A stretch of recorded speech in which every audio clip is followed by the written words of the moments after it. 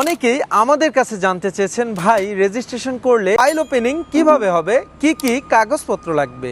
প্রথমত আপনার valid passport লাগবে এবং পাসপোর্টের মেয়াদ কমপক্ষে 2 বছর থাকতে হবে। দ্বিতীয়ত আপনার জাতীয় পরিচয়পত্র লাগবে। তৃতীয়ত আপনার শিক্ষাগত যোগ্যতার সকল সার্টিফিকেট, অর্থাৎ আপনি যদি এসএসসি, এইচএসসি, অনার্স, মাস্টার্স যতটুকু লেখাপড়া করেছেন সেই সার্টিফিকেটগুলো লাগবে। চতুর্থত আপনার প্রফেশনাল সিভি লাগবে এবং এটি অবশ্যই ইংলিশে হতে হবে।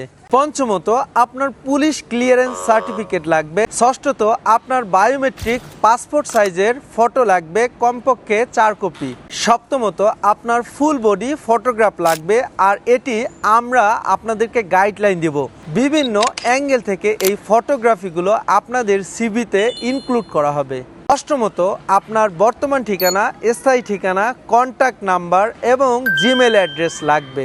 নবমত আপনার যদি কোনো এক্সপেরিয়েন্স সার্টিফিকেট থাকে কিংবা অন্যান্য যে কোনো স্কিল ডেভেলপমেন্ট সার্টিফিকেট থাকলে অবশ্যই নিয়ে আসবেন। তবে হ্যাঁ, যদি কোনো স্কিল ডেভেলপমেন্ট সার্টিফিকেট না থাকে সেক্ষেত্রে কোনো সমস্যা নেই, এটি শুধুমাত্র আপনার প্রোফাইলকে স্ট্রং করবে।